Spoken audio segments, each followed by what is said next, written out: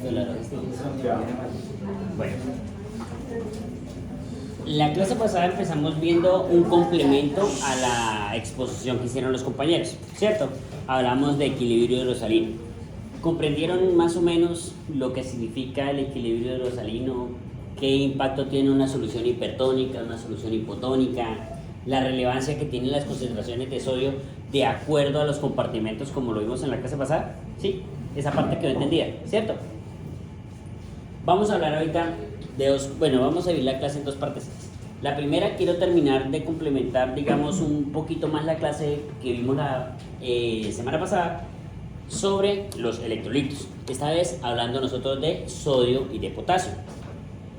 Y la segunda parte sí es un recuento muy pequeñito, que es lo que hace el primer capítulo de Gayton, que es como la función o la parte anatómica del riñón, un recuento muy general que hace Gayton. ¿Listo? Esa es la siguiente clase. Esa es la siguiente parte de la clase. Entonces vamos a hablar primero de un trastorno del sodio y del potasio. ¿Listo? ¿Cuáles son los trastornos del sodio? Hiponatremia e hipernatremia. ¿Cierto? La hiponatremia y la hipernatremia la van a clasificar, o sea, que si es hiperomolar, isosmolar, hipomolar, si es hipervolémica, hipovolémica o euvolémica. Eso lo van a ver ustedes cuando estén en práctica clínica, ¿cierto? ¿Ya la vieron? Listo, pero cuando ustedes estén en práctica clínica en medicina interna, van a tener que clasificar adecuadamente. ¿Cómo saben ustedes que un paciente tiene una hiponatremia, por ejemplo, hipovolémica? Todas las hipovolemias no son hemorragias masivas, exsanguinantes que hacen choque, ¿sí? ¿O cómo saben ustedes si la hiponatremia es hipervolémica? ¿Por una qué? No siempre. A veces no le vamos a traer más. Ustedes ahí van a empezar a clasificar que si la fracción excretada de sodio, que si el paciente está hipertenso, que si es un paciente con patología renal, que si no. Entonces son pacientes que van a contribuir a que se aumente. Y a eso hace parte también lo que sería esto. Primero, obviamente, la historia del paciente. Va a ser importante que ustedes miren si hay alguna causa que esté haciendo que ese paciente esté acumulando un volumen aumentado, es decir, que haya más líquido de lo habitual. Eso lo van a ver ustedes pacientes con falla cardíaca, pacientes con enfermedad renal crónica, van a aumentar el volumen. Y lo otro es que ustedes van a medir, obviamente, la osmolaridad. Y eso nos va a dar a nosotros una categoría, ¿listo? Pero digamos, hoy no vamos a profundizar tanto porque pues la idea es que ustedes eso lo ven ya en medicina interna cuando necesitan evaluar un poquito más de conceptos, comprender adecuadamente lo que sería una falla cardíaca, qué es un paciente con falla cardíaca, cómo se evalúa un paciente con falla cardíaca, qué significa un BNP elevado, que si es un pértico natriurético, o digamos todo el contexto clínico de un paciente, ¿vale? Pero sí quiero que veamos algo, y es cómo podemos aplicar otra fórmula para corregir el sodio y para corregir el potasio. Ustedes, eso en el sodio lo clasificamos de acuerdo a la osmolaridad y de acuerdo a la volemia. ¿Y el potasio cómo lo clasificamos?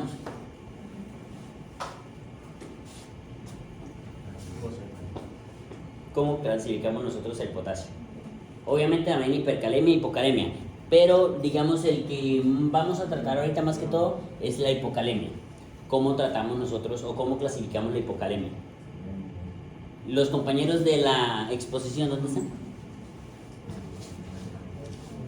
Ay, ahora no vino ninguno. ¿Cómo clasifican los trastornos del potasio cuando está bajo?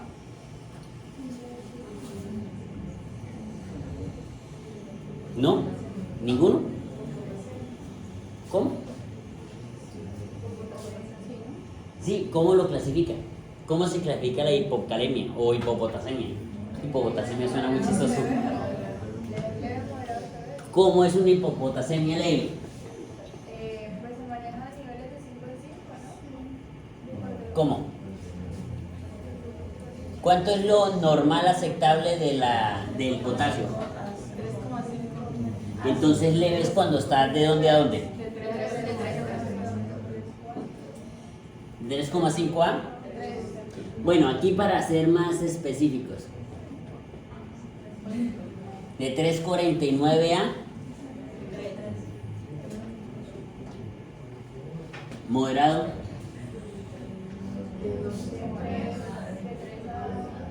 aquí lo van que de 1,99 y severo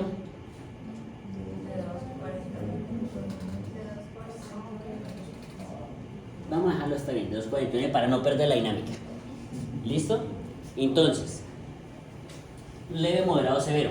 Ahora, la hiponatremia también la podemos clasificar igual. ¿Cuánto sería una leve?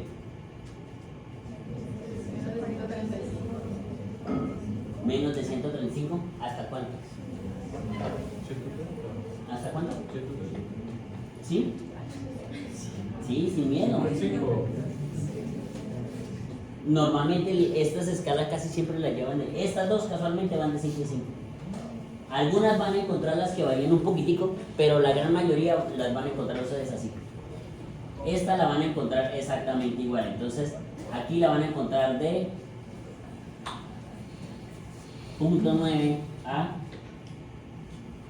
55. Y severo menor a 150. ¿Listo? ¿Cómo repondrían ustedes un paciente que tiene una hiponatremia? Que ustedes ya llegaron y lo evaluaron y dijeron, no, eso es una hiponatremia real, no está diluida, no es hipervolémica, sí le hace falta sodio. ¿Cómo reponen ustedes el sodio en el paciente? Sí, puede ser con solución salina. Porque, digamos, pues, yo pienso que el paciente ha tenido un desequilibrio de electrolitos, ¿no? Y entonces yo, como para compensar eso, lo que haría era colocarle solución salina y no colocarle ningún. O sí le colocaría, digamos, un medicamento. Para el edema, digamos, idealmente ahí es donde depende. Si la hiponatremia que ustedes tienen es hipervolémica, habría que hacer que el paciente eliminara volumen. Y en ese caso, solo con eliminar volumen la corregiría, ¿sí? Pero en este caso, como estamos hablando de una hiponatremia verdadera, es decir, el paciente no está hipervolémico, sino es un paciente que está euvolémico, y aparte la hiponatremia en este caso sí necesita ser corregida. Por eso les decía que, digamos, no vamos a profundizar tan allá de que si el paciente está hipervolémico, si está hipertónica, si es una hiperosmolar, eumolar o hiposmolar, osmolar, perdón, sino que vamos a hacer que ese es un paciente que normalmente podríamos hablar de que es un paciente que sí tiene una hiponatremia isosmolar o hiposmolar y adicional está euvolémica.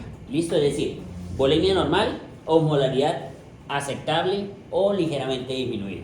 ¿Listo? ¿Cómo la repondrían? Con solución salina. Listo. ¿Cuánta solución salina le pondrían ustedes a un paciente? Ella dijo solución salina, ¿cuál? Vamos a hacer un caso sencillo. Tienen una hiponatremia moderada de 128 miliequivalentes por litro. Entonces, tú dices solución salina. ¿Qué tipo de solución salina? ¿Al 0,9%? ¿Estás de acuerdo con él? La que más se le coloca a un paciente con necesidad. Entonces, tú le pondrías al 0,9%. Listo. ¿Por qué al 0,9%? Porque va a compensar todas esas que Listo. ¿Al cuál? 3%. Al 3%. Vamos a ver.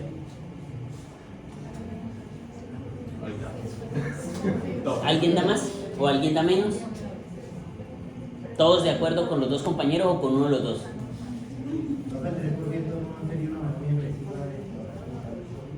Pues por eso es que vamos a mirar. Tú no estás de acuerdo al 3%. ¿Alguien está de acuerdo al 3%? Profe, pero el paciente está euvolémico. Euvolémico. Entonces, al 3%, ¿no? ¿Quiénes están de acuerdo al 3%? No tienes compañeros que te apoyen. Definitivamente no. ¿Y quiénes están de acuerdo con la compañera al 0,9%? Poco. Bueno, el compañero de atrás, ¿cuánto le pondría de volumen?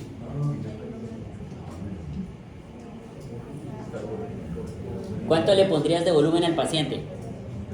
Estamos hablando al estilo Dayton. Vamos a ponerlo. Masculino de 30 años, 70 kilos.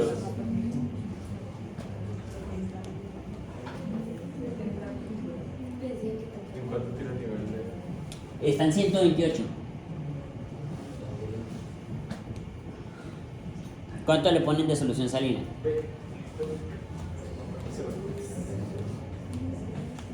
¿Cuánto le ponen de solución salina hipertónica? ¿Qué cuenta vas a hacer? Pues según el libro aparecían como revisando el caso, o sea, los valores iniciales de... O sea, que teníamos que conocer el valor inicial en el que se encontraban los electrolitos para luego revisar cuál sería el efecto instantáneo al agregarle la solución y bajo qué porcentaje y cuál sería el cambio que generaría. El cambio esperado. Ajá. Listo. ¿Cuánto le pondrías? ¿Alguien que le colabore al compañero? Dando una opinión, consejo, sugerencia, apoyo moral. No, también se lo por así.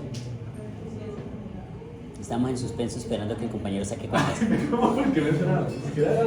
No, dale, estoy esperando para que me digas cuánto. La compañera tampoco me ha dicho cuánto. ¿Alguien más va a dar una sugerencia de cuánto volumen ponerle? Alguien que diga, no, yo le pongo 500 mililitros de solución salina hipertónica o de solución salina al 7.5 o al 3% o al 0.9 o al 0.45, ¿por qué no? ¿Nadie? ¿La compañera en la exposición? Falta otro compañero de la exposición. ¿No está?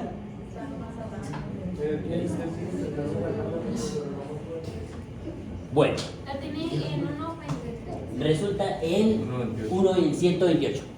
Hay una fórmula para reponer y ustedes la van a encontrar en casi todos lados, que es la que el compañero, me imagino, está tratando de resolver. Estoy tratando.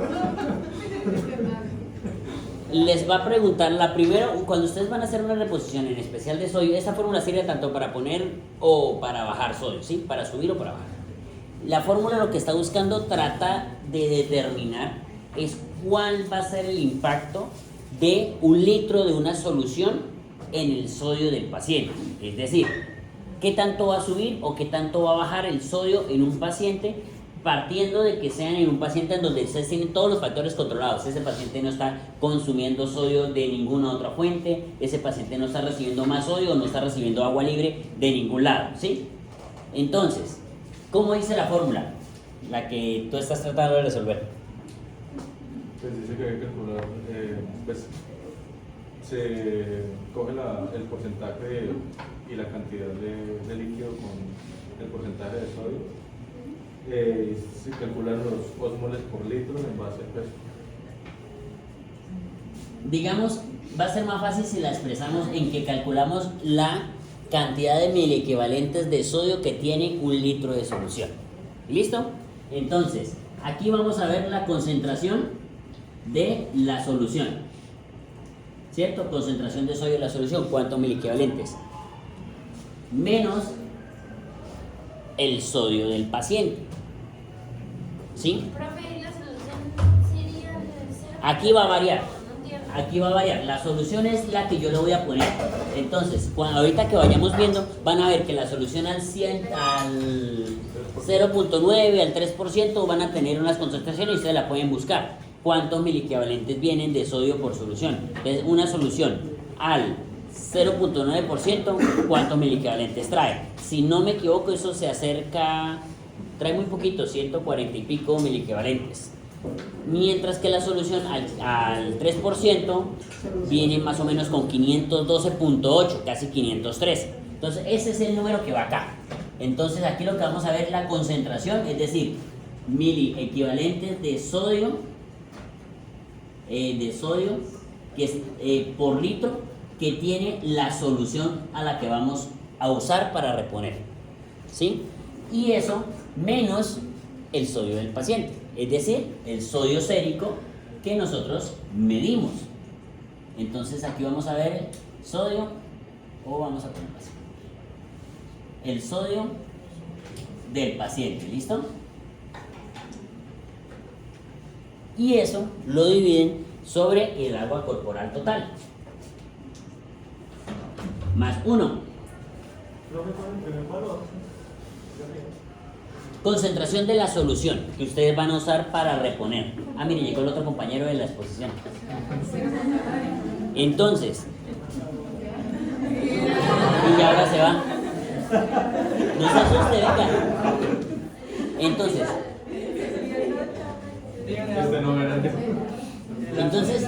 con esta fórmula vamos a ver cuánto impactaría de sodio 1 litro de una solución. Entonces, agua corporal total más 1. ¿Cómo medimos el agua corporal total? Profe, ahí decía ¿Qué? ahí en esto decía que una persona de 70 kilos tenía aproximadamente como 14 litros de líquido corporal. Es que no me acuerdo cuál era el valor. Podría ser, multipliquémosla. Porque es que el líquido corporal total sería el líquido extracelular y el intracelular. Entonces, básicamente da una aproximación de esa, pero pues en realidad yo no sé cómo sacar eso. Bueno, Entonces el 60% probablemente. entonces aquí vamos a ver una cosa. ¿Cuánto nos dice Gayton que es el agua corporal total de un hombre? 60%. ¿Y de una mujer? ¿Cuánto?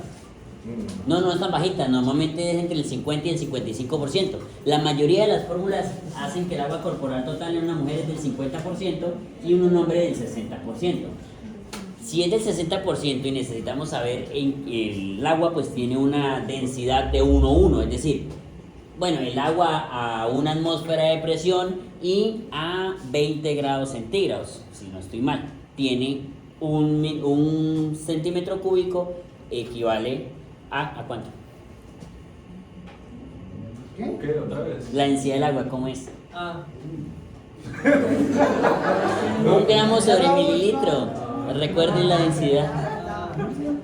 ¿Por qué están tan asustados? Están como asustados hoy. ¿Qué pasó? ¿Los dejó como asustados los parciales de la semana pasada? Terrible. Eso. Entonces, pesa 70 kilos. El agua corporal total decimos que es el 60% del volumen y del peso de ese paciente.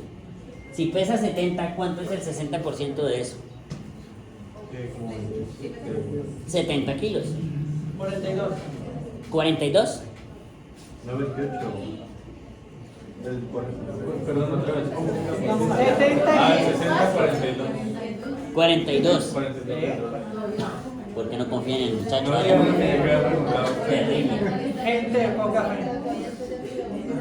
Por eso borraban las respuestas en el parcial, por no tener fe. No se tienen fe ustedes mismos. Terrible. Entonces, agua corporal total. Ahora vamos a ver cuántos miliequivalentes tiene una solución al 3%. Vamos a despejar la fórmula. ¿Cuántos miliequivalentes tiene una solución al 3%? A ver. ¿Cuántos miliequivalentes de sodio? A ver. Tenemos que ¿Un equivalente explicar cuánto es? la primera que es la cantidad de miliequivalentes de la solución de sodio.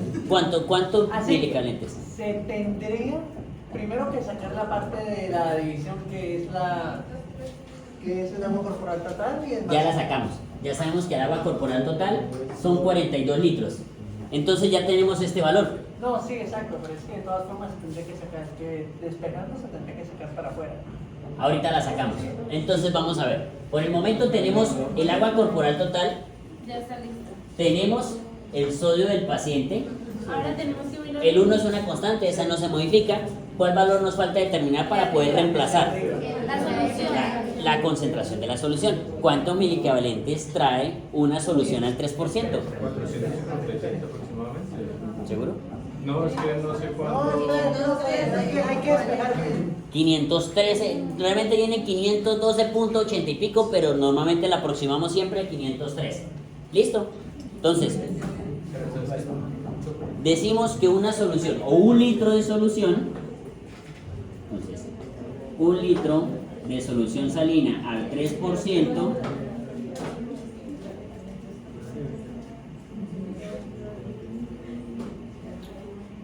trae aproximadamente 513 miliequivalentes por litro. Sí, entonces vamos a hacer el ejemplo con solución salina hipertónica al 3%. Ahora sí, reemplacémoslo. Entonces vienen 513 menos el sodio del paciente.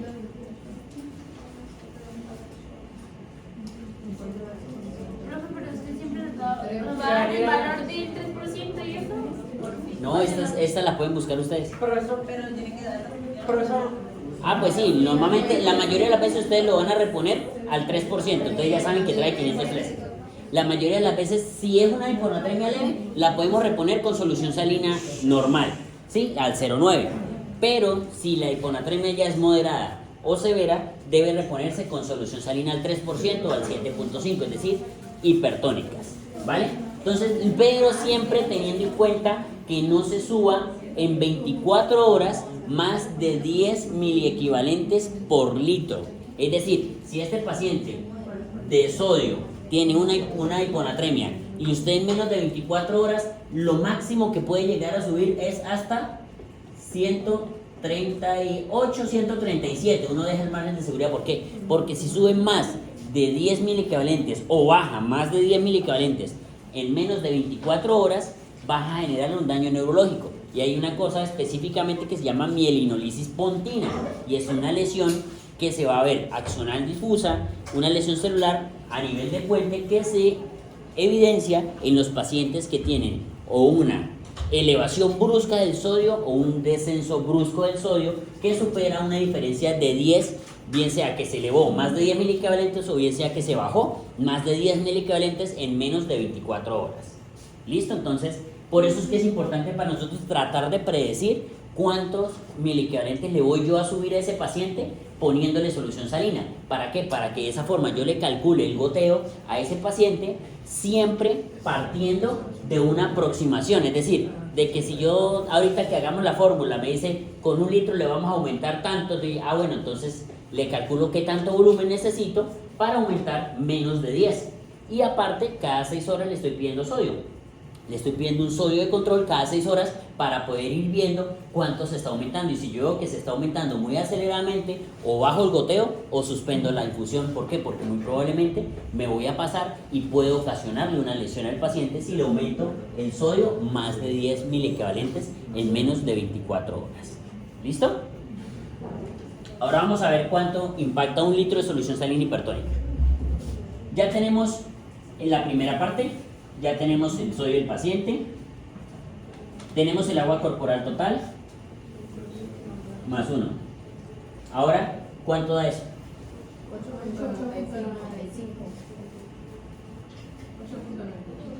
¿Sí? ¿Ya la calcularon? ¿Seguros? ¿A todos les dio igual? 513 menos 128.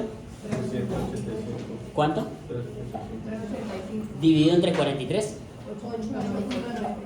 8.95. Eso quiere decir que un litro de solución salina hipertónica en un paciente de 70 kilos masculino por la superficie corporal total, que sería el 60%, en este caso el agua corporal total, que sería el 60%, le aumentaría a este paciente 8.95, es decir, casi 9 miliequivalentes por litro. Es decir, este paciente lo máximo que necesitaría para ustedes corregirla un día sería máximo 1 litro de solución salina hipertónica. Obviamente en un mundo ideal, a veces ustedes van a ver que ustedes le pusieron la hipertónica al 3% y le hacen un sodio de control a las 6 horas y ya resulta que subió 6 miliequivalentes en menos de 6 horas y le toca a usted suspender la infusión. Ese paciente puede estar recibiendo sodio de otra parte o de su misma nutrición, entre otros lados, ¿sí?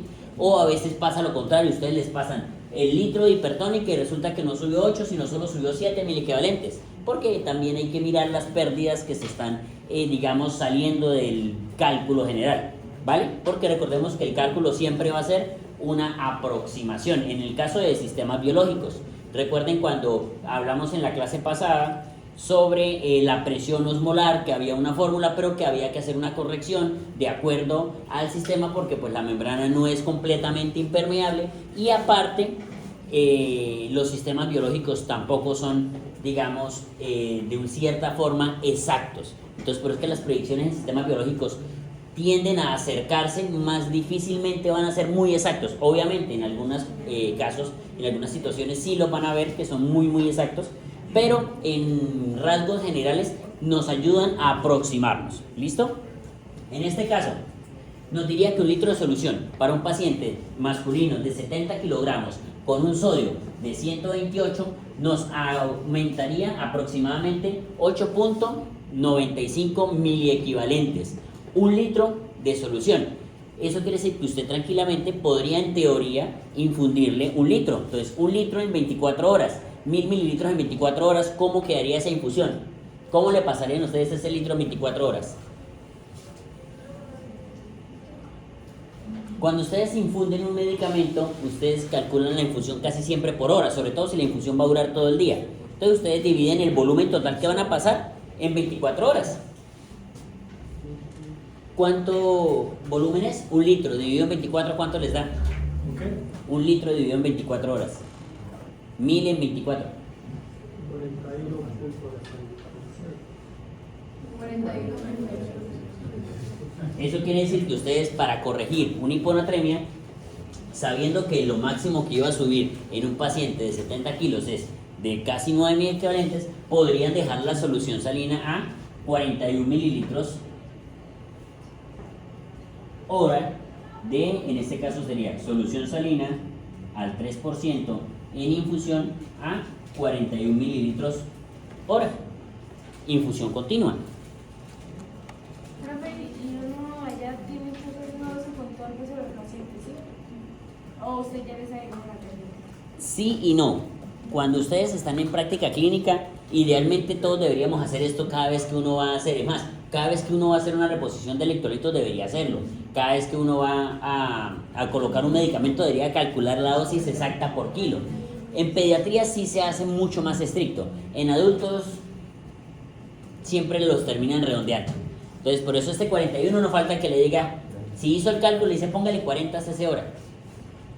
¿Sí? No está mal. O hay algunos que simplemente ya tienen un esquema de que no les gusta calcular, sino a todo mundo ustedes van a ver que en piso a todos le colocan solución salina hipertónica a 20 mililitros hora. Y ya. Y pídale sodio por allá mañana. Porque ellos saben que a 20 mililitros hora no le va a subir 10 miliequivalentes al día. Y le piden un sodio al día siguiente y le subió 2 miliequivalentes. Y le piden un sodio al día siguiente y otros 2. Entonces duran 5 días para reponer 6 miliequivalentes de sodio. ¿Sí?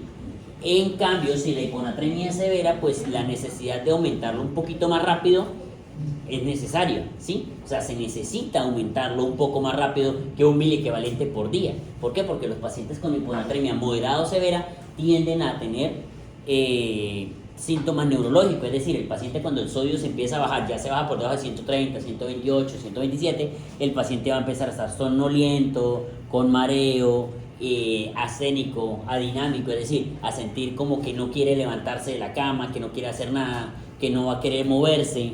¿Por qué? Porque no puede y va a estar como somnoliento, dormido, adormecido todo el día.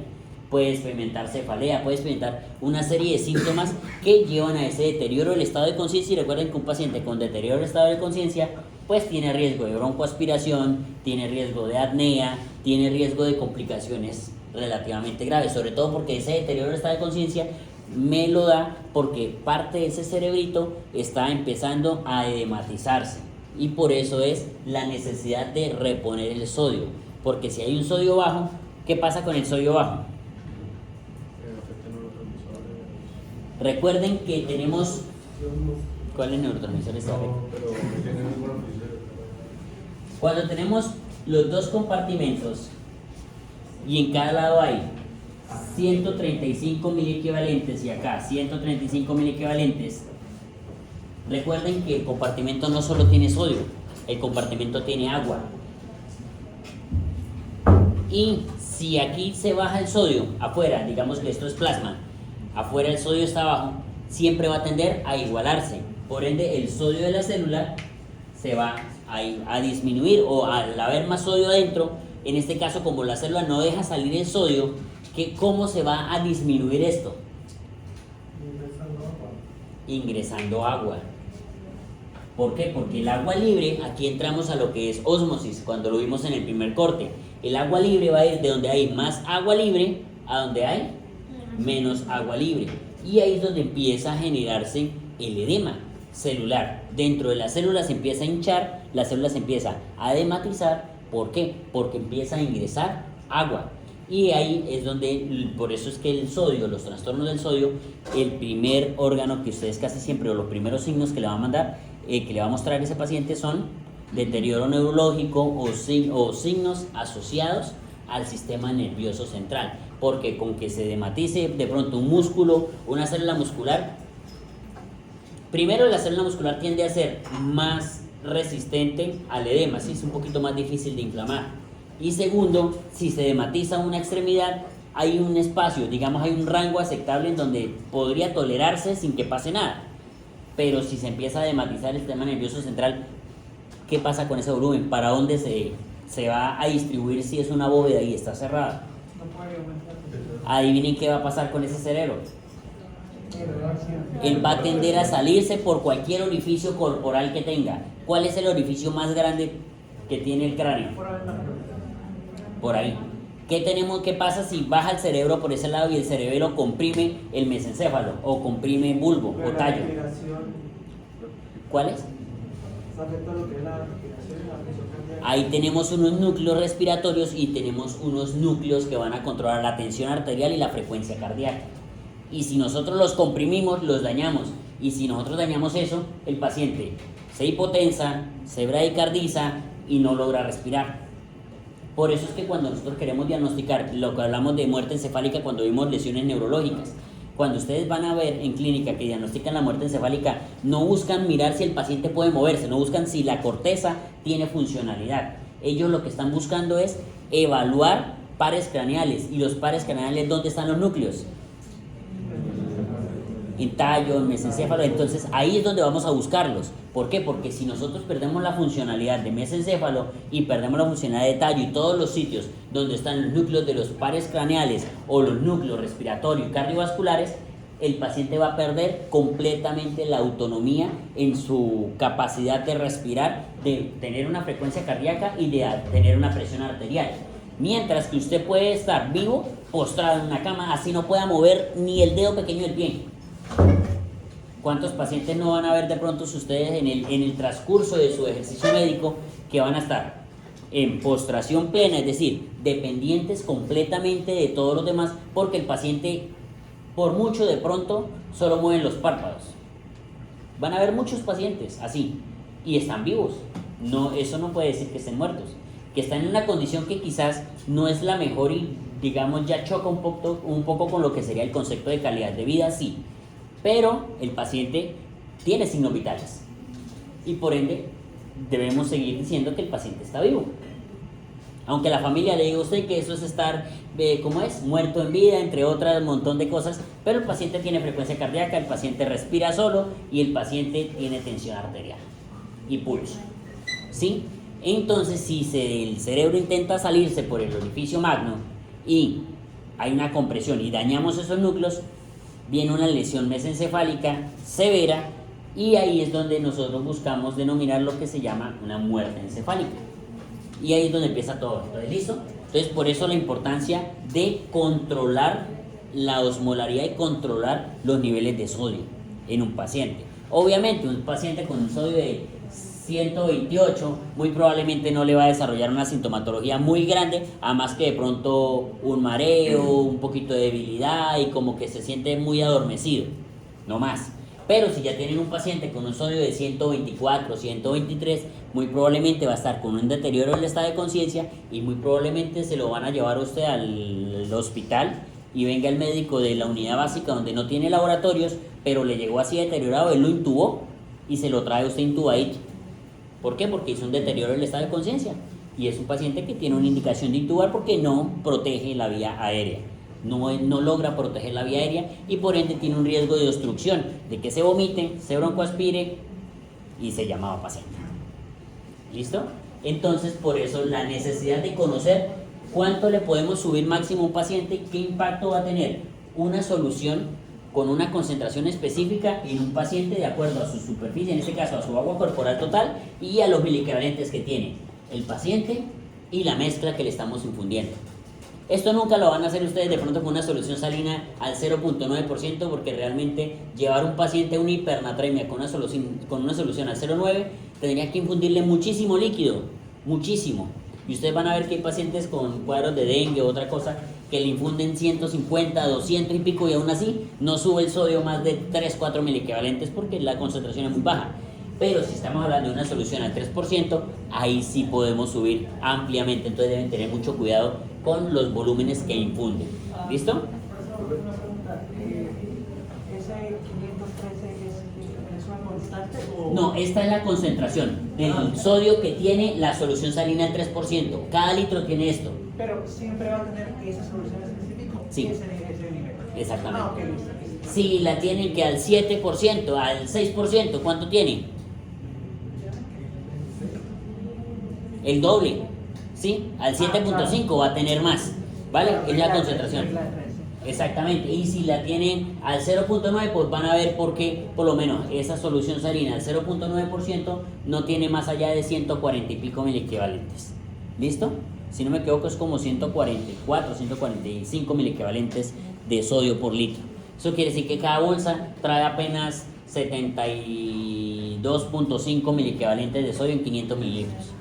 Entonces por eso es que el impacto de una solución salina al 0.9 no es muy grande, pero sí una solución salina hipertónica. ¿Listo? Entonces, ahora si hacemos lo contrario, ahora digamos, vamos a ver si el paciente tiene una solución, por ejemplo, una hipernatremia, y digamos que tiene 150 y queremos bajarlo con una solución al 0.45. ¿Cuántos miliequivalentes tiene una solución al 0.45%? Búsquenlo. ¿Cuántos miliequivalentes por litro tiene una solución al 0.45%?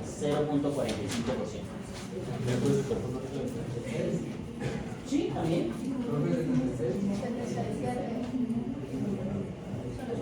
77 miliequivalentes por litro. Listo. Entonces partimos de una mezcla que tiene 77 miliequivalentes por litro. Aquí lo que vamos a hacer, nos va a dar el resultado en estos casos, casi siempre nos va a dar un resultado negativo, ¿vale? Porque lo que vamos a hacer es que esta vez, a este 118 lo que vamos a hacer es que vamos a restarle. Entonces aquí lo que nos va a decir es cuántos miliequivalentes le vamos a bajar a un paciente, sí, porque cuando tenemos una hipernatremia no le podemos usar una solución hipertónica, al contrario, vamos a usar una solución hipotónica. ¿Para qué? Para que esa solución hipotónica baje el sodio sérico del paciente y de esa manera podemos simplemente determinar cuánto sodio disminuye en un paciente si le ponemos un litro de una solución hipotónica al 0.45%. ¿Cuánto les da aquí? 1.69 menos 1.69. Esperemos que los compañeros la vean.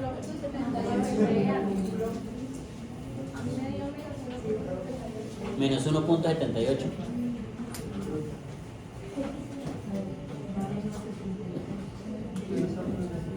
Eso quiere decir que en un paciente que tiene... ¿Ah? No, en este caso no, ¿por qué? Porque resulta que mientras que haya una función renal conservada, él va a eliminar el volumen adicional. ¿Listo? No, porque es el mismo paciente. Simplemente le cambiamos el peso por el porcentaje de agua que dijimos que tenía.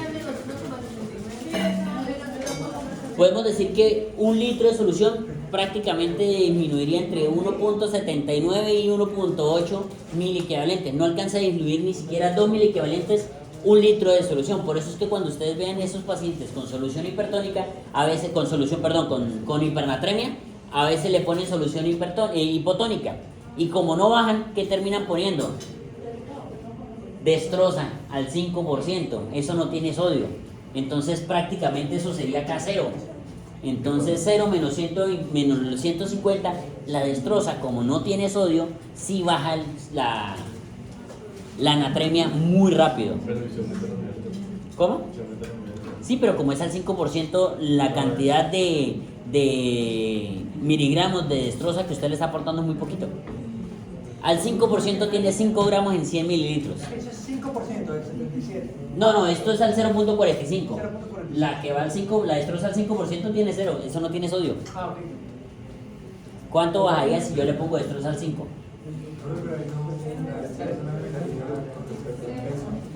¿Cómo?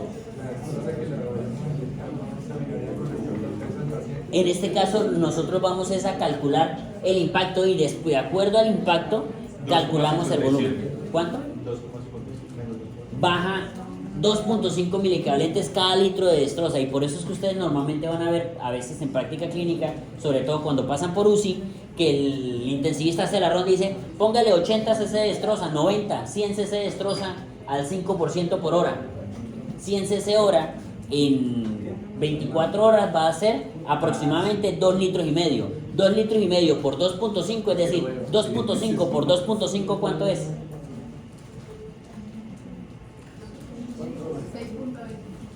Eso quiere decir que si le pasan solución salina 90, destroza al 90%, a 90 cc hora al 5%, le están pasando aproximadamente entre 2.300 y 2.400 mililitros en esas 24 horas, lo que reduciría el sodio aproximadamente 6.000 equivalentes por litro en un sistema completamente cerrado. ¿Cuál es la cosa?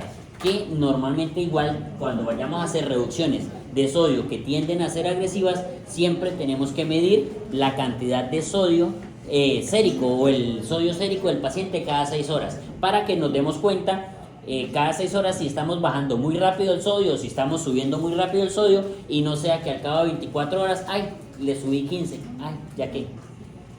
¿Listo? Entonces por eso es que siempre lo van a medir ustedes cada 6 horas. Siempre. ¿Preguntas? Sencillo, ¿cierto? A ver, técnicamente hablando, si uno ya sabe, por ejemplo, del 3%, uno puede hacer regla de 3 y ahí Exacto. ir sacando progresivamente. ¿Hay valores diferentes para bebés? ¿Para qué? Para bebés. En los niños es distinto. Cuando ustedes manejen, esto les aplicaría para bebés también, pero los volúmenes son mucho más pequeños. ¿Listo?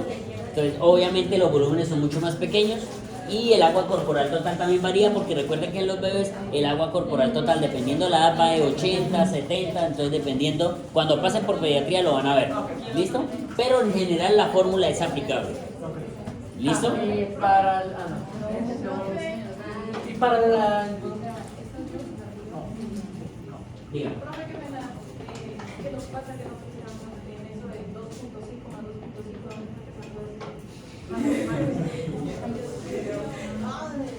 Si usted le pasa en 24 horas a 100 cc hora una solución a un paciente, ¿cuánto volumen le da en 24 horas?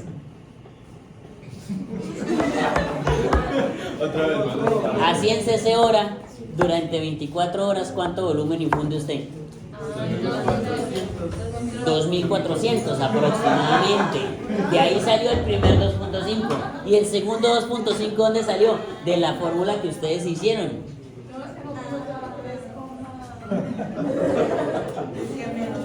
Profesor, necesitamos más ejercicios de estos, la verdad. Esto lo van a hacer ustedes en clínica por montones, ¿listo? Cuando estén en clínica lo van a hacer.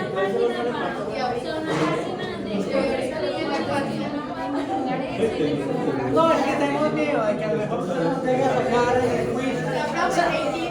No, profe, pero es que... No, pero es importante. Profe, es que debería haber... Quedaron aterrados, eso no es nada todavía. Profe, debería haber una página Sí, claro, ya saben. No, o sea, no les voy a buscar alguna y les envío un link, pero sí hay montones para hacer. Inclusive las calculadoras estas ya están en línea. Ustedes simplemente buscan la página y ya están. Lo que pasa es que obviamente si ustedes están en el sitio donde no tienen internet, están pailas. Porque ya la mayoría de las aplicaciones ya ni siquiera son descargables, sino que funcionan es en línea. Entonces, por eso es que igual es como los ingenieros.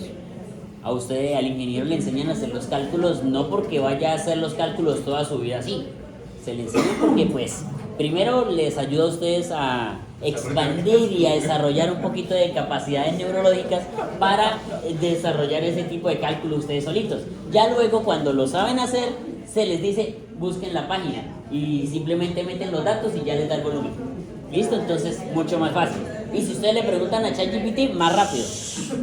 ¿Ve? Entonces ChatGPT simplemente le dice, dime el peso del paciente y la solución a pasar, y él le hace el cálculo general y le dice cuánto pasar por hora.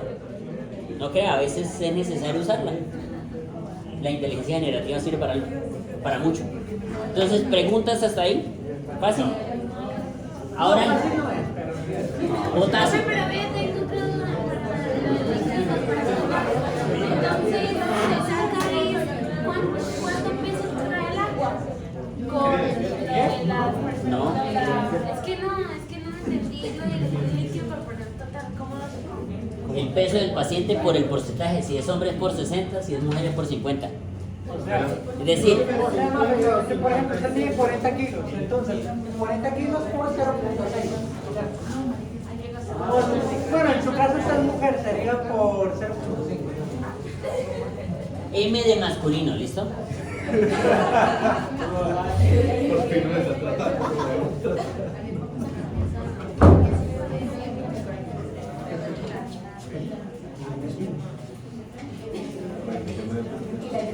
Entonces, peso por 0.6 si es hombre, 0.7 si es mujer.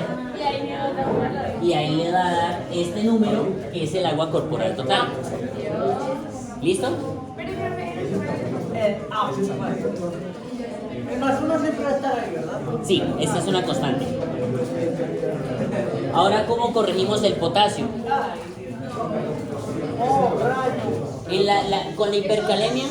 Con la hipercalemia no nos vamos a meter tanto porque, digamos, tiene unas implicaciones farmacológicas que ustedes todavía no han visto, ¿sí?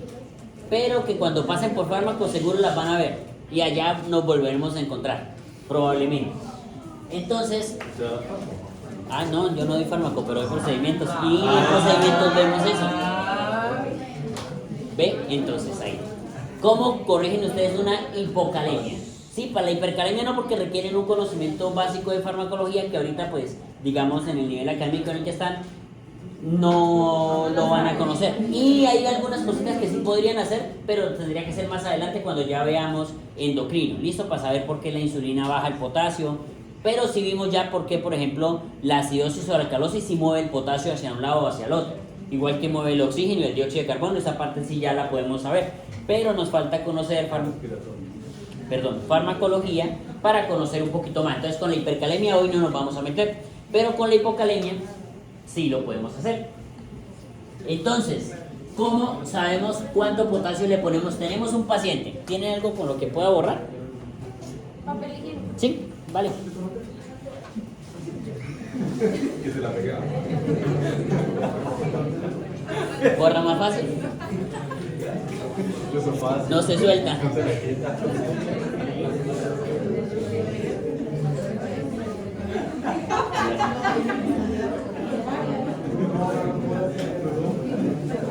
Pero una pregunta, ¿esta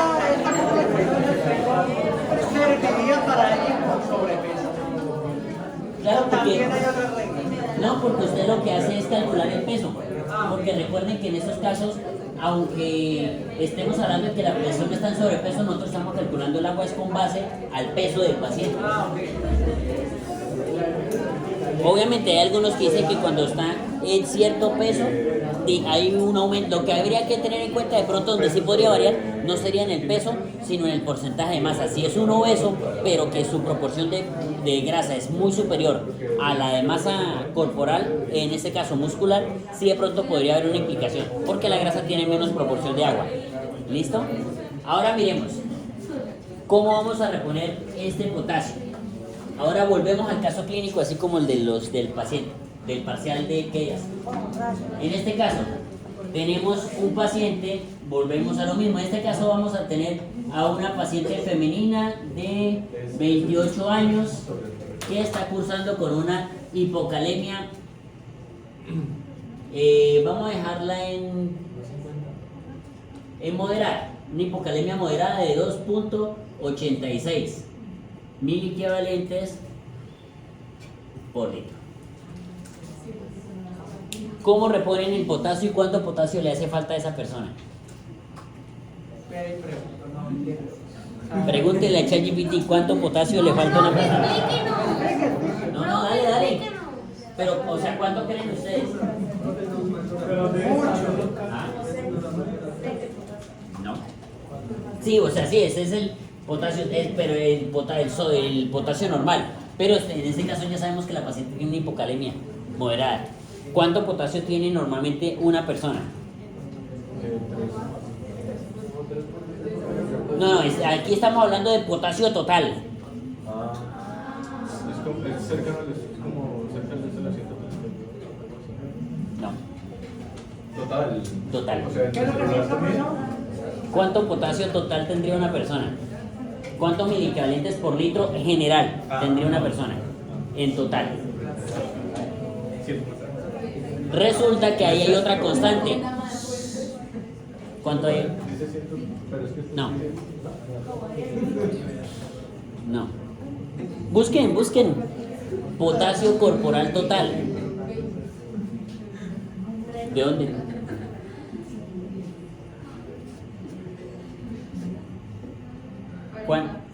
¿Cuántos miliequivalentes totales tendría esa persona? Ujú. Miren bien la bibliografía, ¿por qué? Porque a algunos le van a dar valores distintos, pero muestre esa calculadora.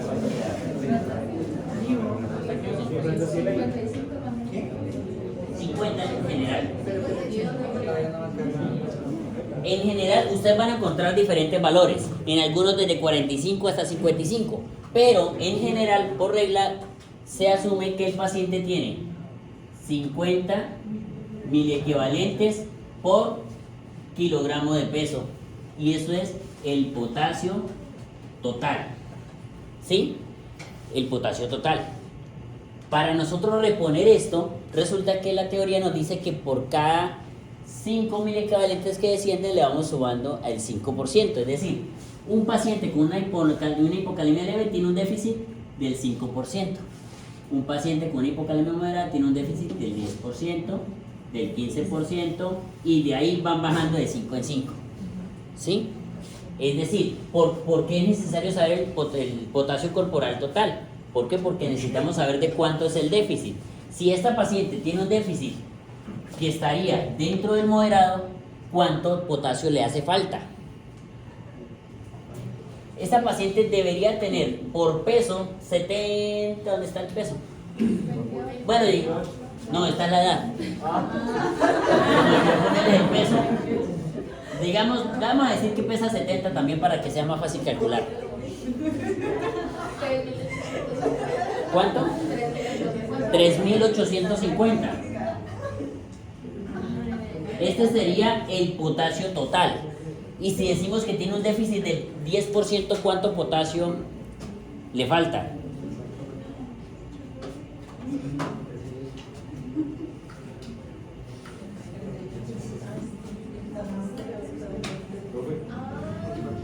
¿Sí? ¿O me equivoco? Por el peso. Pues por eso les pregunté de cuánto le calcularon.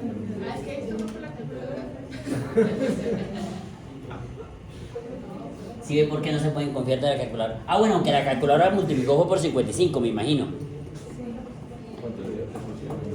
Listo, 3.500. Eso quiere decir que el déficit del 10% es de 350. Ahí es donde viene la pregunta, porque resulta que el potasio tiene una cosita diferente a la solución salina. El potasio, cuando usted lo infunde por una vena periférica, tiende a dañar la vena. y por eso, es decir, la daña, genera una flebitis química. Entonces, ustedes le van a enseñar que por vía periférica, máximo 4 miliequivalentes por litro por hora, es decir, máximo 4 miliequivalentes le pueden pasar ustedes por hora a ese paciente, por vía periférica. Si necesitan subir el potasio más rápidamente, deben hacerlo por una vía central, un catéter venoso central. Entonces, este paciente tiene 350 miliequivalentes de déficit. La paciente está generando en este momento una bradicardia o está con una alteración cardíaca porque está haciendo una alteración, en este caso ya electrocardiográfica por esa hipocalemia. Entonces eso asume que hay que infundirla rápidamente, entonces podrían ponerlo por un catéter venoso central y de esa manera lo infunden. Esto lo van a infundir ustedes en 24 horas. Cuando ustedes pasen por cirugía van a ver que el requerimiento diario de un paciente de potasio va de 1 a 2 miliequivalentes por kilo al día.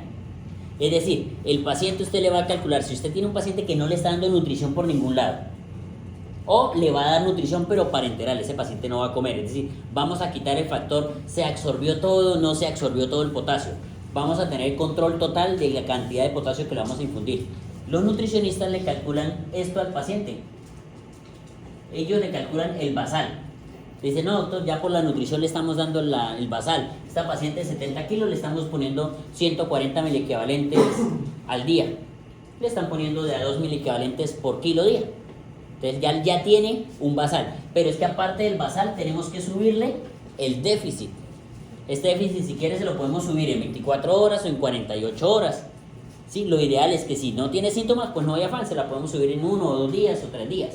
Pero si la paciente tiene algún problema cardíaco, tiene un antecedente de arritmias cardíacas, tiene un antecedente de falla cardíaca, es decir, tiene algún evento que implique que una alteración del calcio o del potasio pueda llevar a que ese corazón no funcione adecuadamente, hay que subirlo preferiblemente en las primeras 24 horas o lo antes posible.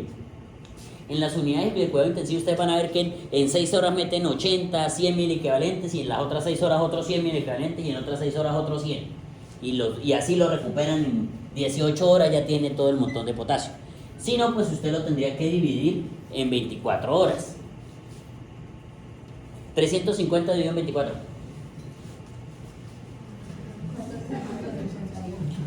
14.58, eso no lo van a poder ustedes pasar en vena periférica. 14 miliequivalentes por hora mucho.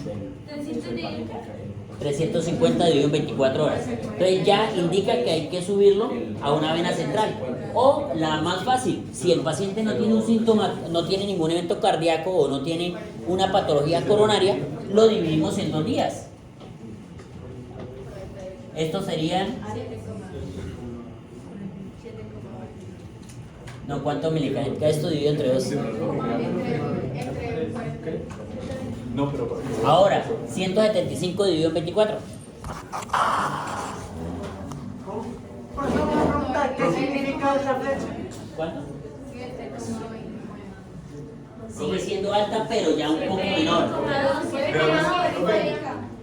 ¿Ah?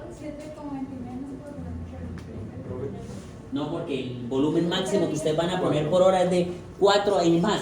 A veces hemos pasado 3 miliquivalentes por hora y se nos daña la vena. Nosotros por vía periférica, por experiencia, aunque la literatura dice que usted puede tolerar, ustedes busquen por vía periférica y verán que la mayoría de literatura le dicen que aguanta hasta 4 por una vena de buen calibre con un diámetro amplio, pero por experiencia clínica pasar más de 2.5, 3, ya eso casi que a las 6 horas la enfermera le está diciendo, doctor, se dañó la vena. ¿Ah? Exactamente, entonces si ven por qué es que un paciente con una hipocalemia moderada normalmente va a terminar en una unidad de cuidado intermedio para ponerle un catéter central por el riesgo, además de que un paciente con una hipocalemia moderada tiene riesgo de arritmias cardíacas, entonces ese paciente va a estar en unidad de cuidado intermedio con un catéter central al que en 24 horas por vía central sí le pudieron reponer los 350 miliequivalentes. ¿Listo? Una pregunta, ¿qué significa esa flecha? ¿Cuál? Es la que sale del 3. Por vía periférica, busquen. Ahí les digo otra vez, así como buscar la calculadora. ¿Cuánto potasio se puede infundir por vía periférica y por vía central? ¿Cuánto les aparece?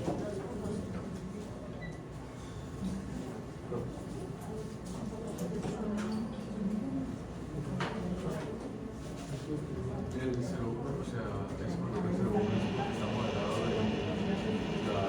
Puede ser de la cual que multiplicó la de 3.500. por 10. Ah, 0.1%. Sí, ese es el valor en que está.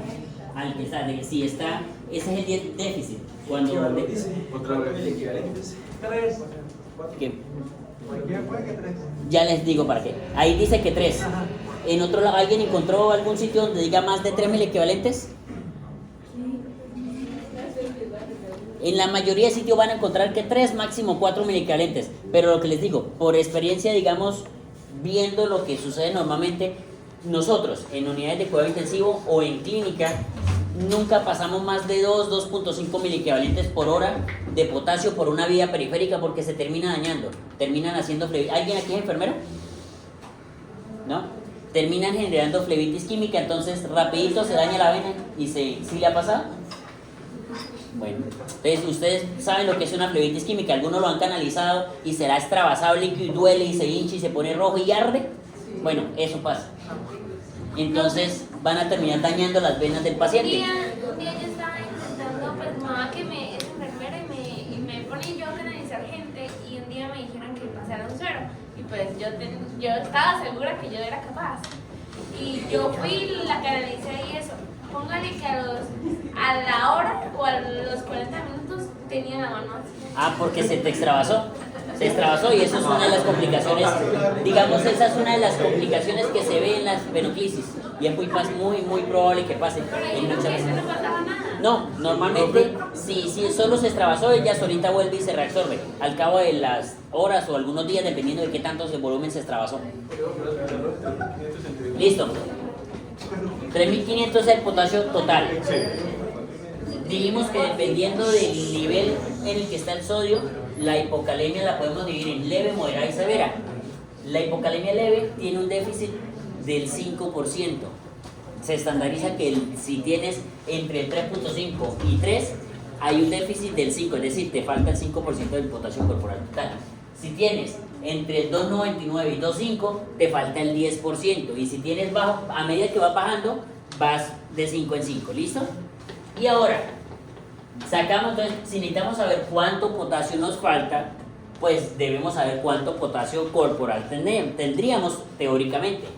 Decimos que tiene aproximadamente 50 miliequivalentes por kilo. Una vez calculado esto, nos dice que una persona de 70 kilos tendría 3.500 miliequivalentes. Si esto tiene un déficit del 10%, ese 10% de 3.500 es 350. Esos 350 sería el déficit que tiene sin contar el basal.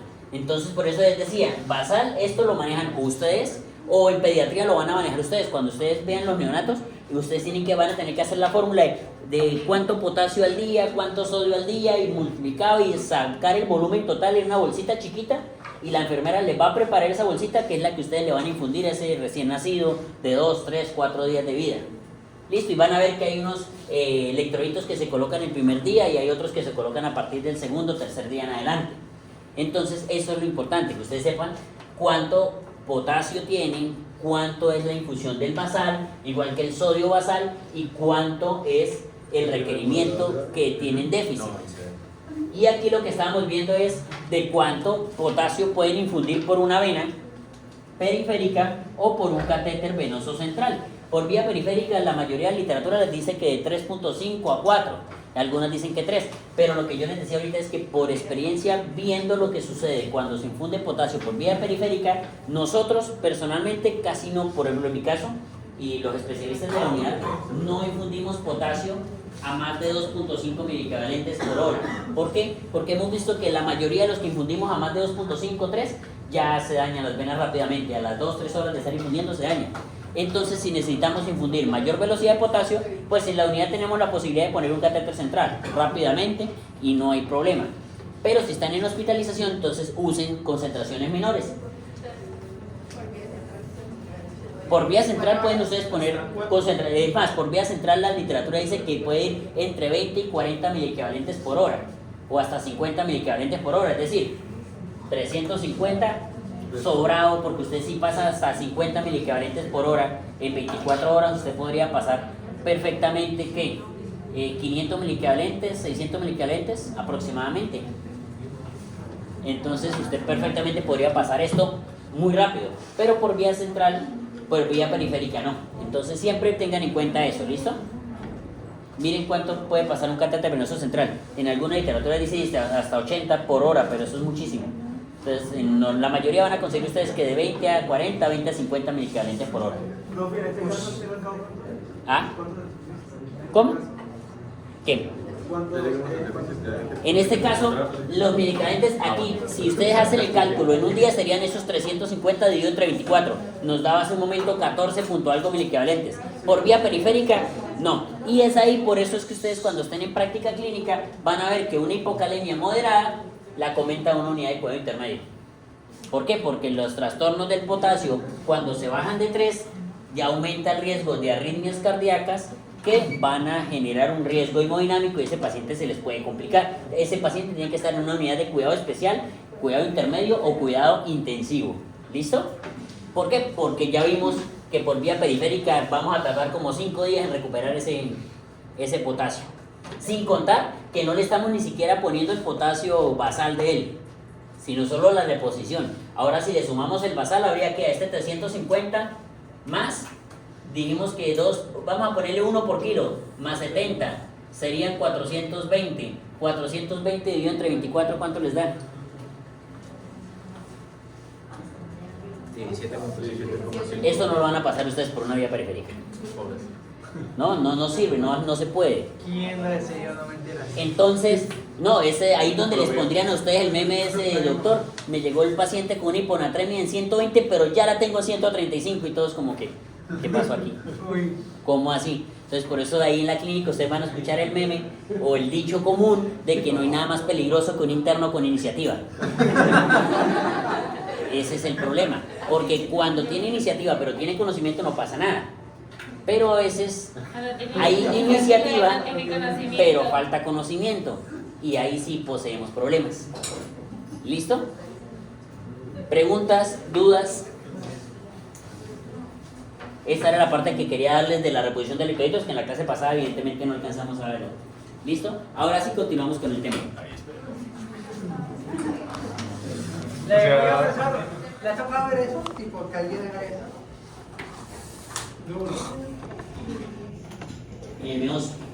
Recién graduado estaba, yo recién me gradué.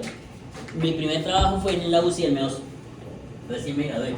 Entonces hice rural y luego me ofrecieron la oportunidad de trabajar en el MEOS.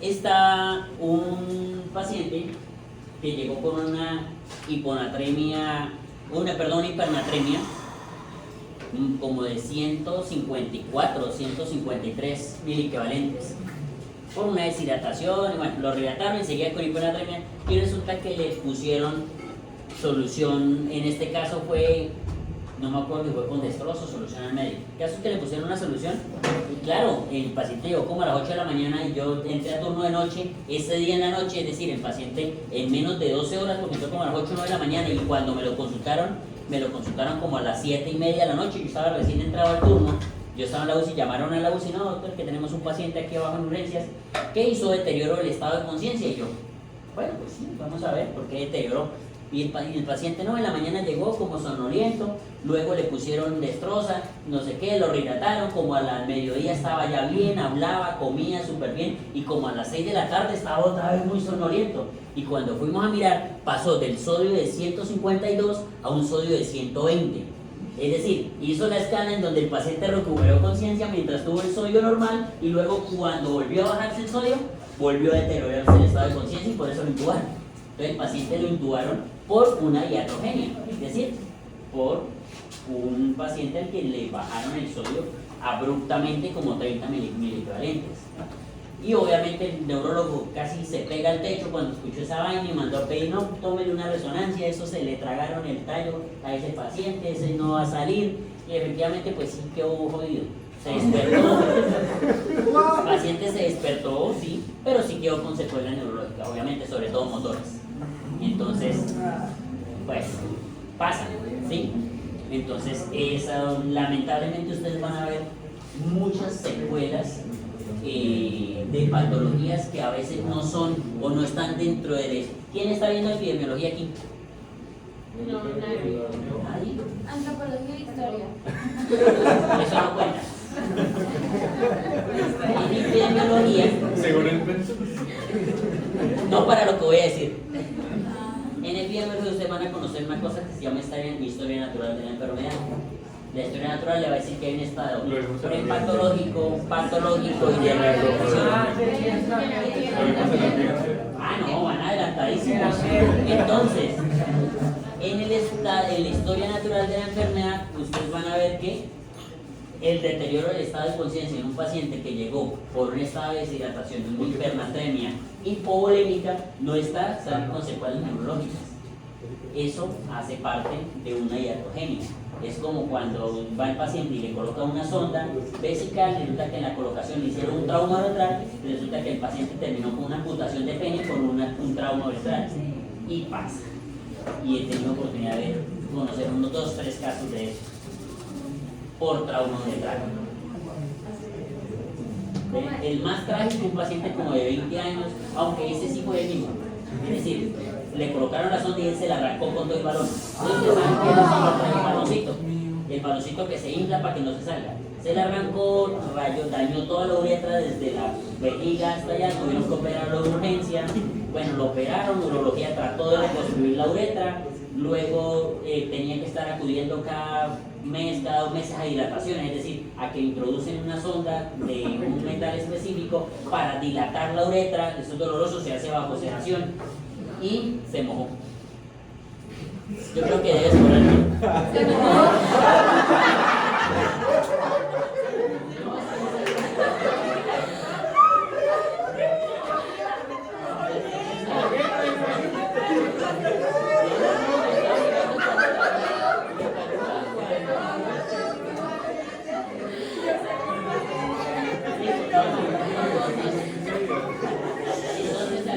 Obviamente, después de 3 o 4 dilataciones, no, definitivamente no hubo nada que hacer, esa vaina se tapó, luego se infectó y al final resultó amputado. Le amputaron el pene, obviamente desde la base, el paciente entró en depresión, lo abandonó la novia, hizo un intento de suicidio, ahí fue donde conocí el caso. En el intento de suicidio llegó a la unidad de cuidado intensivo y ahí tuve la oportunidad de conocer el caso del paciente que se intentó matar por todo lo trágico. ¿Qué edad tenía? 20 años. Era 20 años, fui universitario. Era estudiante, no me acuerdo si era de la Francisco, creo que era. ¿Pero tenía alguna cosa psicológica para haber dicho eso? No, lo que pasa es que le pusieron la sonda y el paciente, ustedes saben, mire, cuando ustedes están en una clínica y usted está enfermo, las cosas que usted diga o haga a veces sí son responsabilidad suya. Es decir, si usted está puto porque no lo han atendido, es culpa suya y usted se para e insulta a todo el mundo y el personal de salud está haciendo lo que puede. A veces por la cantidad de gente se van a demorar. Entonces todos esos insultos que usted dijo, los dijo usted, consciente. Pero cuando el paciente está por un trauma, porque él como que tuvo un trauma en moto, estuvo hospitalizado, le pusieron sonda vesical, cuando empieza el proceso de despertarse, usted está sonoliento, desorientado, usted ni sabe lo que dice, no sabe lo que hace, se arrancó la sonda. Por eso es que ustedes van a ver que los pacientes que están en esa condición de conciencia que no están amarrados. Eso se llama contención terapéutica. Es decir, están con unas correas especiales que son acolchonaditas y unos bichitos, unas cuerdas especiales que se amarran a las barandas. ¿Eso lo ponen también después de la sedación? Claro, porque en el proceso de despertarse no manden a quitarse el tubo, a quitarse el central, a todo eso. Entonces, por esa razón siempre los van a ver ustedes en las unidades de cuidado intensivo que están así sujetos o a veces en hospitalización cuando el paciente tiene manía de pronto de que no, es que está medio sonoliento y para que no se quite las cosas las enfermeras los contienen, lo amarran y eso lo van a ver. Entonces, ese paciente se lo arrancó y bueno, ahí fue donde tuve la oportunidad de conocer el caso. Entonces ahí es donde uno entra, qué responsabilidad tuvo el paciente y qué responsabilidad tenía el sistema de salud. Y así como ese caso hay muchos. En ese caso, cualquiera dice, no, pues fue culpa del paciente. Pero mientras que el paciente está en una condición de estado de conciencia deteriorado, es responsabilidad de la institución cuidar que el paciente no haga eso. Que el paciente se quiso levantar de la cama y se cayó. ¿De quién es responsabilidad evitar que el paciente se levante de la cama? De la institución. Que si no puede tener una enfermera, el acompañante debe estar ahí, debe haber un cuidador, debe haber, o sea, un sistema que garantice que ese paciente no esté solo. ¿Para qué? Para que no se levante. ¿Por qué? Porque si se cae, es responsabilidad de la institución. Entonces, ese tipo de cosas pasan. Y ustedes van a ver que hay muchísimas cosas que pasan, que el paciente que ingresó por una cosa y resulta que nadie le preguntó si era alérgica, ¡ay, un lumbago, póngale un diclofenaco! Y terminó en la UCI porque hizo una anafilaxia por diclofenaco. Una UCI con neumonía llevada y que casi se muere y luego salió para la casa llevada después de 2 meses de hospitalización. ¿Por qué no? Porque hizo una anafilaxia, que a veces la anafilaxia se controla rapidito y a los 3 días ya la paciente está bien y a los 5 días sale para la casa. Como que a veces la anafilaxia dura 2 meses porque tuvo que intubarse, se choqueó súper feo, luego resulta que en el proceso de intubación se broncoaspiró, hizo una neumonía, esa neumonía se complicó, hizo falla renal, terminó con diálisis, luego que el catéter se infectó, hizo una... O sea, todas las secuelas que salieron de un diclofenaco que se le puso a la paciente porque le dolía la espalda. Pasa. Entonces, hay que tener cuidado y cada vez que ustedes coloquen un medicamento, señora, ¿usted es alérgica a algo? ¿No? Ah, bueno. O si la paciente le dijo, no soy alérgico a nada, y usted mira la historia, si ya esa paciente ha consultado, usted tiene oportunidad de mirar los antecedentes y en ningún momento ha dicho que es alérgica, usted no tiene responsabilidad, no tiene culpa. Usted le indicó, no sabía que era alérgica, hizo una reacción X, y la paciente le dice, ya me han puesto diclofenaco. Ah, bueno, ya le han puesto. Hizo una reacción, listo, no es culpa suya. Pero si la paciente es alérgica y usted se lo puso y nunca le preguntó, ahí sí es responsabilidad suya. ¿Listo? Entonces, nos salimos del tema, continuamos. La función renal, digamos, en rasgos generales, esto es lo que nosotros vamos a hacer con el riñón. Es decir, nuestros riñones tienden a tener una funcionalidad de excreción de productos metabólicos, es decir, derivados de amonio, de los metabolismos de las proteínas, agua, que también hay que eliminar, o cualquier componente farmacológico o agente externo que ingresó al organismo y que se debe metabolizar y excretar. ¿Listo? Regulación de electrolítica, los compañeros lo expusieron, yo me acuerdo, vinieron como 15 a esa exposición. Y hizo falta uno de los de la exposición. Regulación de la... aquí quedó que me... es la molaridad. ¿Listo? De los líquidos corporales. Ya vimos lo que es molaridad y osmolaridad en la clase pasada. Entonces, digamos, ya sabemos que eso lo controla el riñón. ¿Por qué? Porque controla la excreción de sodio y agua. Si controlamos la excreción de sodio y agua, vamos a controlar la osmolaridad. Y aparte vamos a ver cuáles son los componentes que controlaban la osmolaridad plasmática, aparte del sodio. No, la osmolaridad plasmática. ¿Cuál? ¿Recuerdan la formulita? El cálculo de la osmolaridad. La clase pasada. La glicemia y la urea o el BUN. Que la glicemia la dividían entre 18 y el BUN entre 2.8. ¿Se acuerdan? O 2.6 dependiendo de la fórmula. ¿Listo? Entonces, el riñón también puede controlar los niveles de glicemia. ¿Por qué? Porque el riñón puede eliminar ciertos componentes de glicemia, va a poder eliminar glucosa, como lo vamos a ver más adelante, y también puede generar o iniciar gluconeogénesis en su estructura, digamos en su tejido como tal. Puede generar gluconeogénesis, no obviamente al mismo nivel que como lo genera el hígado, que es como el principal órgano en donde se va a generar este proceso, pero sí puede generar, tiene una capacidad generativa de glucosa a partir de otras estructuras, otras macromoléculas. ¿Listo? Entonces por eso también controla la glucosa y controla obviamente el BUN, porque el BUN es el nitrógeno ureico, el nitrógeno derivado del metabolismo de otras macromoléculas corporales que debe eliminarse. ¿Listo? Ya sea de proteínas o aminoácidos. Entonces por eso también controla. La regulación de la presión arterial. Los que expusieron regulación de la presión arterial, regulación humoral. ¿Se acuerdan? Mácula densa, excreción del eje renina, angiotensina, aldosterona y finalmente eliminación de agua. Listo. Equilibrio ácido-base, ya vimos, hay dos mecanismos. A reabsorción de bicarbonato, porque el bicarbonato, pues digamos, es ese componente básico, ¿vale? Y si ya sea que lo absorba o lo deja eliminar, ya por esas dos formas, digamos, controla la concentración de bicarbonato sérico. Y de esa manera hace o contrapeso al ácido carbónico o simplemente lo deja pasar en caso donde haya que eliminarlo. Entonces, de esa manera podemos controlar el equilibrio ácido-base. La producción, en este caso, regulación de los electrolitos y la producción. ¿Por qué la producción? Cuando, aquí más que todo producción hacemos referencia a...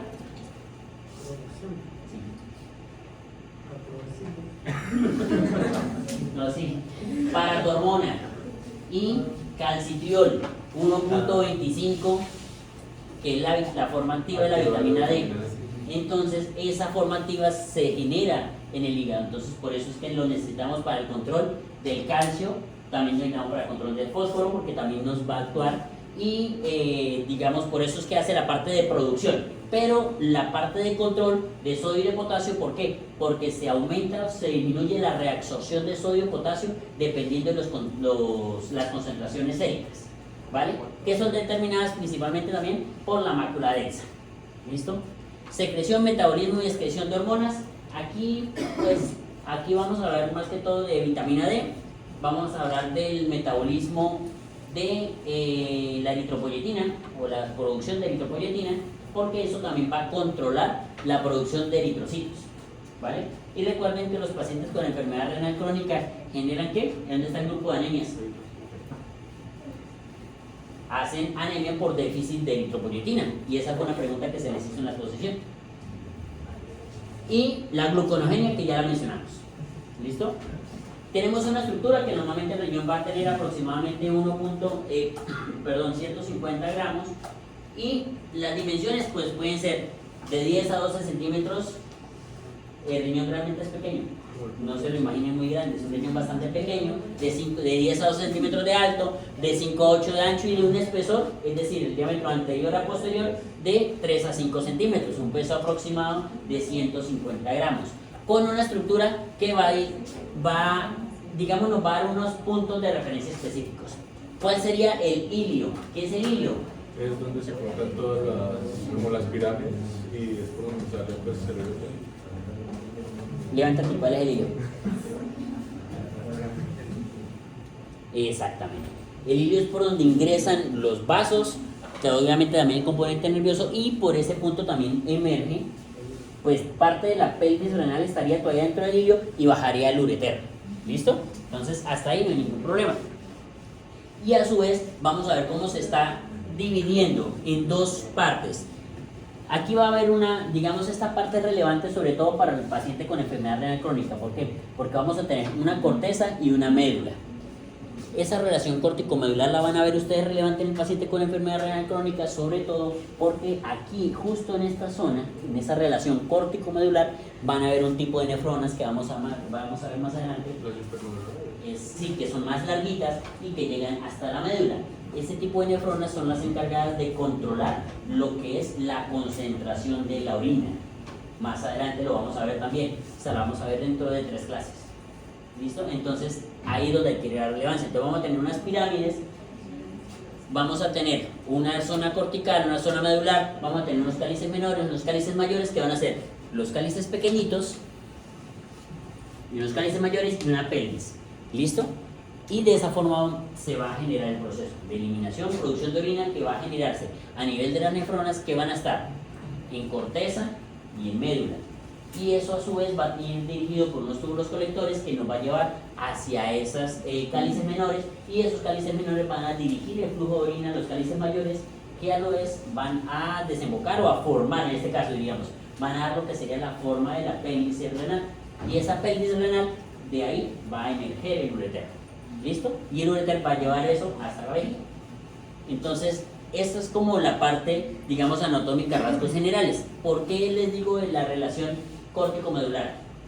Cuando veamos en las próximas clases, van a haber un tipo de nefronas que son las justomedulares, que esas justomedulares van a estar a nivel de la unión entre la corteza y la médula, y esas son las que van a ser encargadas, porque van a tener una sagende mucho más larga que las otras y van a ser las encargadas de entrar lo más profundo posible en la parte medular y de esa manera tener acceso a unas concentraciones mayores externas al aparato, en este caso a Sangele, y de esa manera tener la capacidad de concentrar, porque vamos a empezar a jugar con unas cosas que son unas presiones. ¿Listo? Entonces eso es lo que vamos a ver más adelante. Y aquí tenemos un sistema circulatorio, que esa parte, la circulación renal, pues también es bastante, digamos, sencilla, porque tenemos una arteria renal. Vamos a marcarla acá.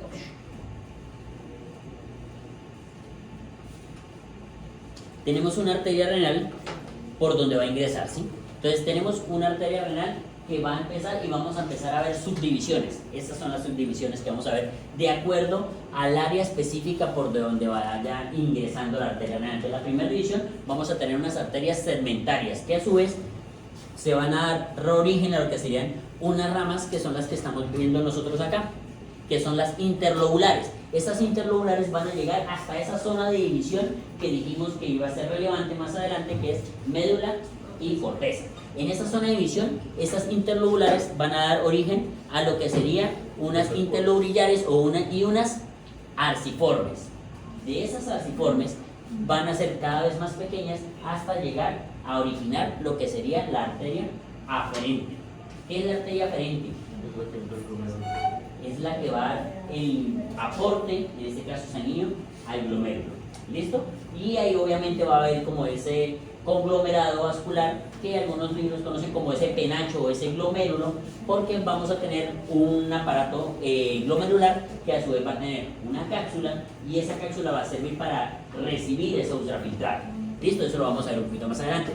Y después de que pasa todo ese glomérulo vamos a tener una arteria eferente. Esa arteria eferente también nos va a dar unos capilares peritobiliares. Esos capilares vamos a ver también la relevancia cuando veamos más adelante, sobre todo cuando veamos el capítulo de orina concentrada y diluida. ¿Por qué? Porque los capilares interlobulillares van a entrar principalmente en juego en ese capítulo de orina diluida y concentrada, porque entre más distante los capilares van a formar unos vasos que se llaman vasos rectos. Esos vasos rectos son los que me van a ayudar a un intercambio que se llama intercambio contracorriente, que lo vamos a ver en la orina concentrada, y que es lo que va a hacer en la médula renal. Ese intercambio me va a permitir concentrar la orina para conservar más agua. ¿Listo? Y después de esos vasos, en este caso de ese capilar peritobiliares, vamos a tener los capilares venosos, y luego esas venas se regresan prácticamente en el mismo sentido, pero con los mismos nombres, perdón, pero en el sentido de este caso venoso. Ya traen, ya pasó, ya circuló, y traen esta vez lo que se reabsorbió y va a llegar nuevamente al sistema circulatorio general. Entonces aquí vemos nosotros cómo llega hasta las venas interlobulares, pero cuando vemos las venas interlobulares volvemos a unas segmentarias hasta una vena renal. ¿Listo? Entonces la anatomía básica del riñón nos va a dar unos puntos importantes. Lo primero, la circulación renal va a ser lo más importante.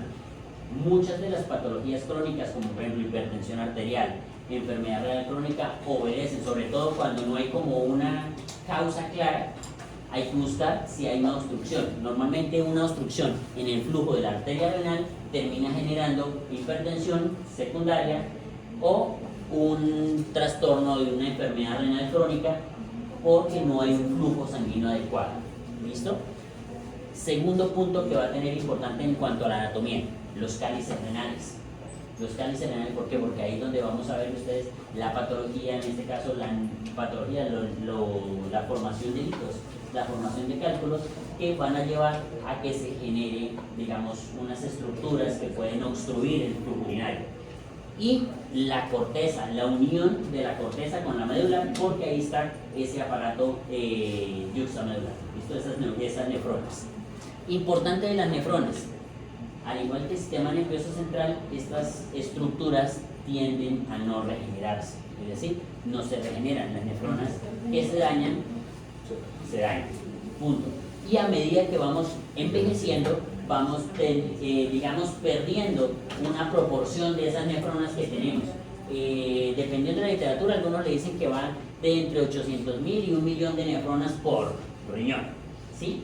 Pero con el paso del tiempo, ahí volvemos a otras literaturas, la mayoría dicen que después de los 50 años, en las otras dicen que después de los 45, usted va perdiendo aproximadamente el 10% de la funcionalidad del riñón. Es decir, un paciente que usted le mide una tasa de filtración glomerular, el paciente tiene 60 años, es esperable que ya tenga un 10% de reducción con base a lo que sería un estándar fisiológico. Y así a medida que va envejeciendo. Usted no le puede pedir a un abuelito de 90 años que tenga una filtración de 95-100, porque no la va a tener. ¿Listo? Ese abuelito, una filtración de 60-70, maravilloso. Ese abuelo tiene una función conservada para su edad. Y por eso es que dependiendo de la edad, ustedes van a encontrar ya no términos que dicen adecuado, sino conservado para su edad, o acorde a su edad, o correlacional con la edad del paciente, porque son cálculos que con base a la edad van alterándose. Entonces se va, en este caso la función glomerular se va disminuyendo a medida que va avanzando la edad del paciente. ¿Listo? Y aquí tenemos nosotros la nefrona como unidad funcional. Entonces la nefrona va a estar constituida en este caso por unos segmentos importantes. El primero, ¿qué es? El glomérulo. Va a estar constituido en este caso por dos estructuras. El plexo glomerular como tal, que es la parte vascular, y tenemos una cápsula, ¿sí? Entonces, vamos a hacer aquí el dibujito para que me vaya siendo más fácil y ustedes lo vayan comprendiendo un poquito más fácil.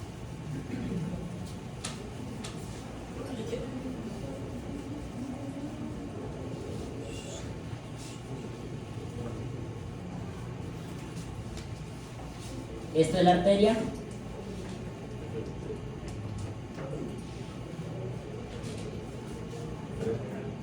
Aferente o eferente. ¿Qué es aferencia y qué es eferencia?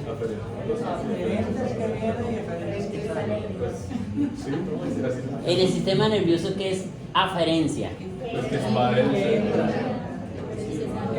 No, aferencia es lo que usted recibe, lo que le llega, y eferencia es lo que sale. Entonces esta salida de la arteria, miren, aquí está, la que viene, aferente. Entonces, arteria aferente. Glomérulo. En el glomérulo se va a dar, digamos, el primer paso en la función renal, que va a ser la filtración. El proceso de filtración, como vamos a tener, nosotros aquí vamos a tener un vasito, a ver si lo tengo aquí más adelante, un poquito más específico. No. Cuando vemos la próxima clase, en donde vamos a ver cómo para la filtración, vamos a ver que digamos, este penacho tiene unas capas. Va a tener una capa endotelial, digamos, este es el vaso sanguíneo, ¿sí? La primera capa sería el endotelio, obviamente como todos los vasos, que tiene fenestras, tienen huequitos, por donde va a filtrar de todo, menos proteínas. Si hay filtración de proteínas, hay lesión renal. Luego tenemos una capa que va a ser una capa intermedia, que va a ser una capa basal. Pero esta capa basal, en algunas literaturas la describen que tiene unas propiedades eléctricas, es decir, tiene unas cargas específicas que también van a ayudar a repeler las estructuras proteicas. Y luego tenemos una capa externa, que está constituido por podocitos. Estos podocitos o pedicelos van a ser unas estructuras que tienen forma de piecitos, por eso lo llaman así, y se van a entrecruzar de esta manera, dejando unos espacios. ¿Para qué? Para favorecer que salga líquido y que salgan moléculas pequeñas. Y eso es lo que va a acumularse luego en una cosa que está acá, que esa es la cápsula. Todo lo que sale de acá, líquido que está saliendo de aquí, se va a almacenar dentro de la cápsula. Y la cápsula se continúa con lo que sería, ¿cómo se llama esto? ¿Túbulo qué? No es colector. Contorneado. Túbulo contorneado proximal. Y ese túbulo contorneado luego se continúa con lo que sería el asa de Henle, que tiene dos porciones. Una porción delgada. Ah, bueno, sí, pero en este caso estamos hablando del ascendente. Entonces el ACGL tiene dos partes, una ascendente y una descendente dependiendo de la orientación. Y la ascendente tiene dos porciones, una porción delgada del ACGL y una porción gruesa. Aquí lo hicimos mal porque lo ideal era llegar hasta por acá, porque luego tiene que pasar hasta acá. ¡Wow! Listo, corregido. La porción descendente, porción delgada de la ACGL, luego la porción gruesa de la ACGL, que cuando pasamos por el aparato, en este caso, ¿cómo se llama? ¿Qué fue? La mácula densa. Y por aquí lo grafican, para que lo vean, miren. Yuxtaglomerular. El aparato yuxtaglomerular, ahí está la mácula densa donde van a ver unos receptores, aquí vamos a medir osmolaridad, concentraciones, que nos van, y además también presión, que nos va a dar los cambios de acuerdo a la osmolaridad que hay acá. Y eso nos va a controlar la circulación, eso lo vamos a hacer un poquito más adelante. Cuando pasa de acá, lo vamos a llamar túbulo contorneado distal, que después va a dar a un túbulo colector. Y obviamente va a dar a un conducto colector. Entonces, esa es como la funcionalidad básica. Todo lo que se filtra acá pasa por estos túbulos. En el proceso de pasar acá se da el filtrado. En esta primera porción se va a dar, y en general en todas las AGL, tanto porción ascendente como descendente, se va a dar todo el proceso de reabsorción, y finalmente también van a haber porciones, sobre todo en la descendente y el túbulo contorneado distal, un proceso adicional que se llama secreción. Entonces, al final, la filtración glomerular depende de la filtración menos la reabsorción y obviamente más la secreción. ¿Sí? Es decir, lo que nosotros secretamos va a eliminarse. La filtración va a ser como el general, el volumen general. El volumen general luego lo reabsorbemos. La gran mayoría de lo que nosotros filtramos lo reabsorbemos. Y al final lo que queda después de esto es lo que eliminamos. Pero aparte de lo que queda acá es lo que el riñón, o en este caso la nefrona, tiene la capacidad de secretar, es decir, de eliminar de acuerdo a la necesidad corporal. Y ahí vamos a ver, digamos, cuáles van a ser los que van a controlar estas partes. ¿Listo? Y de esa manera controlamos lo que se va a formar, porque después lo que va del túbulo colector luego va a ir a unirse con esos túbulos, que se va a unir con los de otras nefronas, y a su vez van a dar hasta la parte medular. Luego vamos a ir al cáliz menor, y ese cáliz menor ahí se va a ir acumulando, se va generando la orina, y va al cáliz mayor, ureter, vejiga. ¿Listo? Y esto es un ejemplo de más o menos de lo que les estaba mencionando. Entonces tenemos una funcionalidad que va a ser la filtración, la reabsorción. En este caso va a ser una reabsorción parcial. Hay elementos que simplemente los filtramos y no reabsorbemos, es decir, se filtra y se elimina. Tenemos elementos que filtramos y reabsorbemos parcialmente, como por ejemplo, a veces sale glucosa, la filtramos, sodio, potasio, todo eso, lo absorbemos parcialmente dependiendo del nivel, y otras veces los absorbemos totalmente.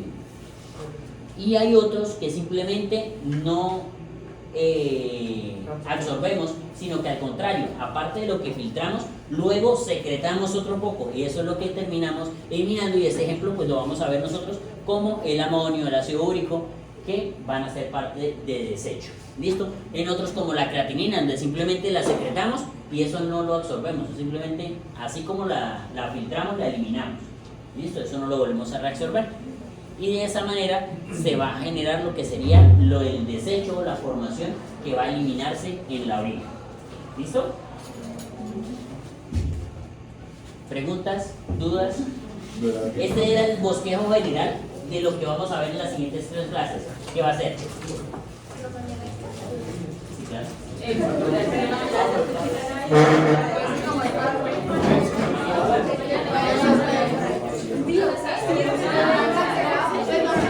Pues bien, vamos a hacer una cosa. Por si sí o por si no, para evitar las cosas, pues hagámoslo virtual.